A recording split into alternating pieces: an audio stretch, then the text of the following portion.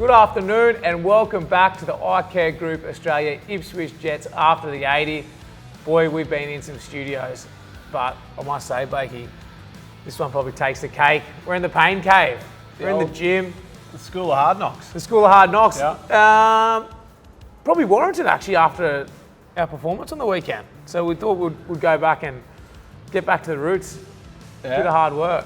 Flying high in April, shot down by May. Yeah, Nothing's going to change like that. It's a slippery slope, our Hostplus Cup competition at the moment. Obviously, the ladder's just congested in terms of having teams like one or two wins. You're back in.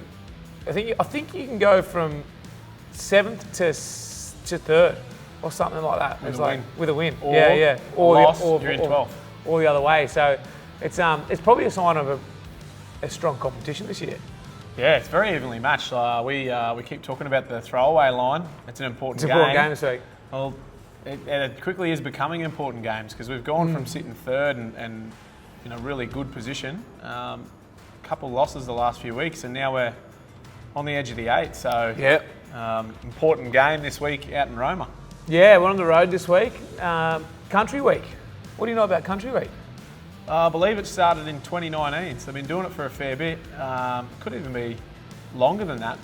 We had the meeting today with the great Dave Maiden, talking about all the history and how long they've been doing it for, and I guess the importance for Queensland. I think it was 15 of this year's 19 that took place in Game 3 of State of Origin come from regional towns. So it's a good start, isn't it? Yeah, it's a great concept. It's all about boosting the economy in regional towns across Queensland, and it's going to be awesome for our guys to get out to Roma. Is Ipswich a regional town?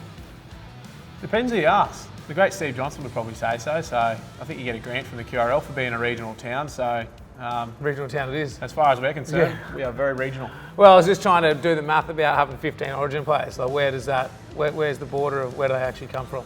Well, some of them come from New South Wales. If you look at history, you got Greg Inglis. He's probably from a regional town. He's from regional Taree.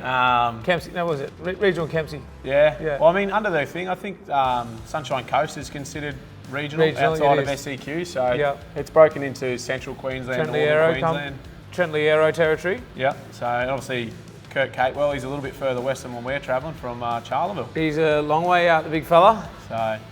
But anyway, let's have a little recap of our game on the weekend. We went out to Wynnum Manly. Yes, deadly choices round. Yeah. So it was no chook pen. It was a silent pen out there because of deadly choices. There was no. It was a great promotion from Deadly Choices. They were promoting healthy lifestyle. Yeah. Something they tried to promote throughout the Indigenous community. Obviously, being an Indigenous organisation themselves. So it was a pretty. You know what? It was nearly eerie. Yeah, right. It was like because usually you play there. There was no.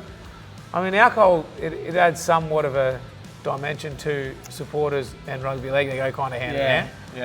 Yeah. So it's none of that, but it was nearly eerie. But I'll tell you what was eerie was after 10 minutes of the first half. Yeah. It was an eerie start to the game. It was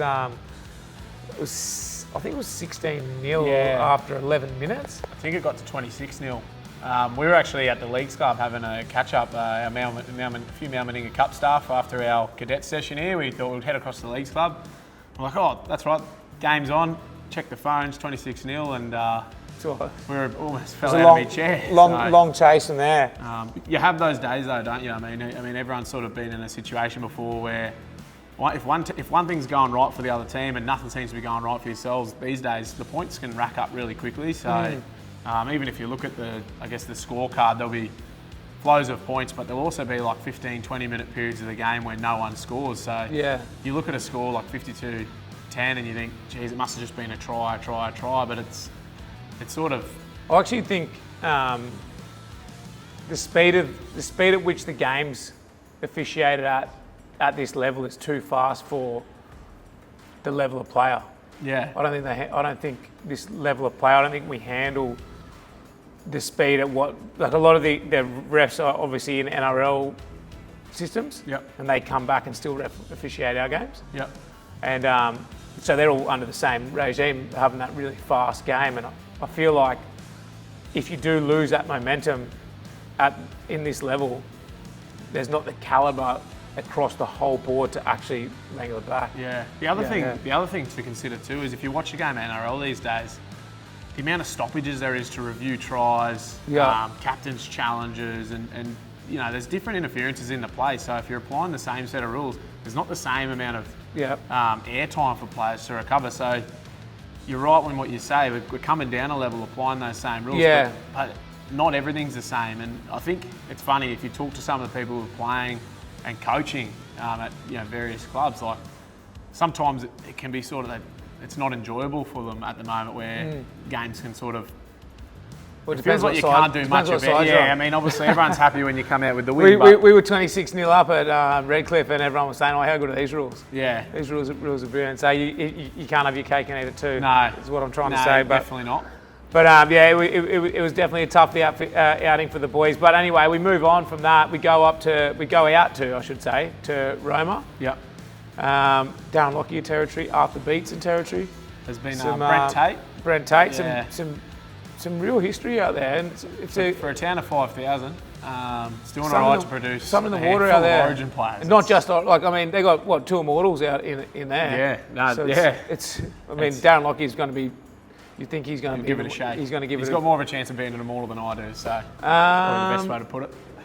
I reckon he's just pipped you. Yeah, I reckon he's just pipped you. But yeah, we head out to Roma, the Clydesdales. Last time we met the Clydesdales, they gave us a bit of a touch-up. A lot of spice around this one, really. Like obviously, the Walker brothers delivered Ipswich their maiden premiership, and having them jump on to the Clydesdales, obviously well promoted, and they've had a few wins there in that middle part of the year. That seems to have sort of waned a little bit of recent, but I'll tell you what, they'll be looking to spoil the party, because if they can cause an upset on the weekend, obviously it throws out a bit of the spanner in the works for our season. And also, probably another milestone this week is Ty's coaching his 50th game of Hostplus Cup.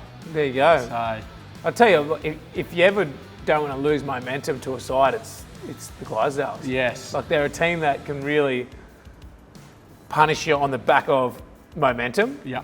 I think if you looked at their games, they got out to like a 22-point lead against Sunshine Coast, I believe, early in the year. Got run down, but that momentum swing, if you give it to them at the wrong time of the game, it makes it a tough block. They play with freedom. They like an offload. They move the ball.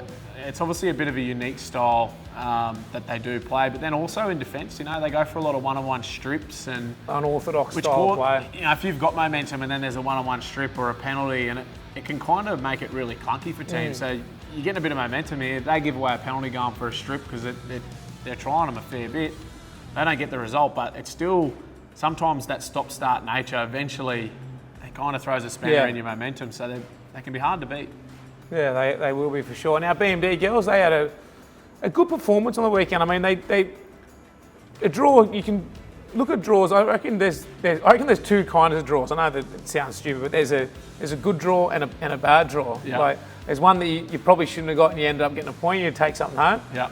And there's one that you should have got 2 points and you only get one. But I thought the girls hard fought. I mean, Burleigh are one of the premier teams in the BMD competition. Yeah. They were undefeated heading into that game, so still undefeated. But I mean, the two draws. I mean, if you're the one who concedes that last try, like our guy scored on the bell, that can sting a bit. And obviously, to score a try in the last minute to secure a draw, it's obviously better than walking away with nothing. So it can feel a bit like a win.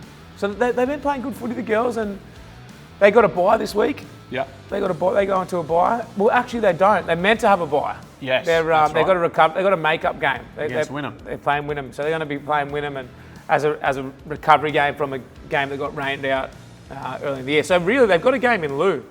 Yeah, they're coming fourth on the table. They've got one up their sleeve. And Wynnum aren't travelling very well. Yeah. But once again, it's one of those tricky things in footy. You have a great performance against the ladder leaders. Take your eyes off the prize, and the games you're meant to win, if you take them for granted, they can get you. So I'm sure Roger and Billy won't be leaving any stones unturned. No. Anything else jump out at you around the grounds this week? We'll be heading out to Roma during the week. The NRL game development team's out there. They'll have the Ipswich Jets and Western Clydesdales out there visiting schools, visiting the local clubs, running coaching courses. It was all part of the country round I guess, festivities. We'll also have a few of the boys down on Saturday morning supporting the Roma Gladiators, playing in the Roma District Junior Rugby League as well. So that's going to be fantastic, and yeah, looking forward to being out and amongst the community. Strong competition out there in the juniors? Yeah, it is. They obviously play every second age group out in those areas, so that's where it's one of those things from a development point of view. Younger kids playing against older kids a little bit early. Sometimes that's why you see that anomaly of how many kids end up making it from the country, because they're actually getting that chance to develop. A lot less pressure out those ways as well. So yeah, there's definitely something in the water out there. Yeah, they know what they're doing. Anyway, we'll review post country week. We'll come back hopefully with, let's call it 4 points up our sleeve with our BMD girls and our Hostplus Cup boys. That's this week's wrap of After the 80.